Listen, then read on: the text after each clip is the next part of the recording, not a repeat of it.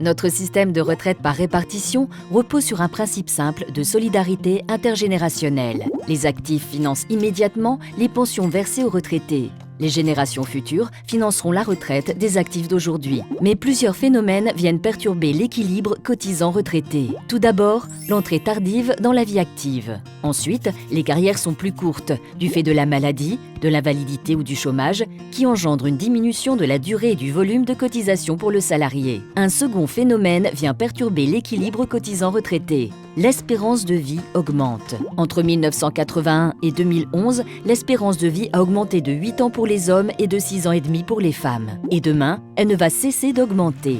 En moyenne, en 2040, une femme vivra encore 30 ans après son départ à la retraite et un homme 25 ans. Autant d'années de retraite à financer. Un dernier phénomène est à prendre en compte.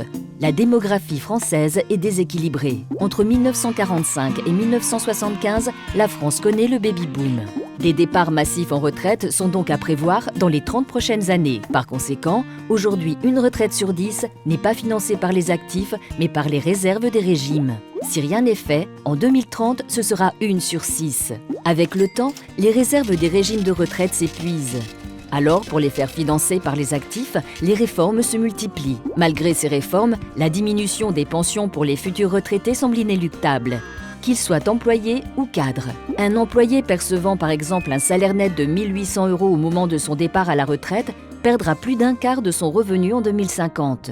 La perte sera encore plus importante pour les cadres, avec une baisse de près de la moitié de leurs revenus pour un départ à la retraite en 2050. Mais ce seront de loin les cadres supérieurs les plus touchés. En 2050, selon les carrières, un cadre supérieur perdra 60 à 70% de son dernier salaire. Impossible de maintenir son niveau de vie en ayant perdu selon les cas jusqu'à 50% de ses revenus. Pourtant, il faudra au moment de la retraite faire face à l'augmentation prévisible des dépenses incompressibles.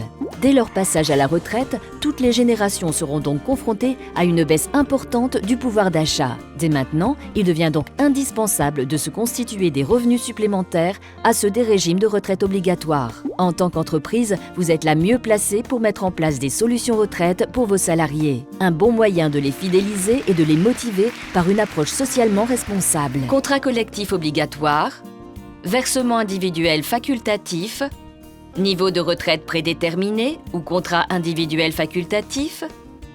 Nous vous accompagnons dans la mise en place de solutions de retraite supplémentaires.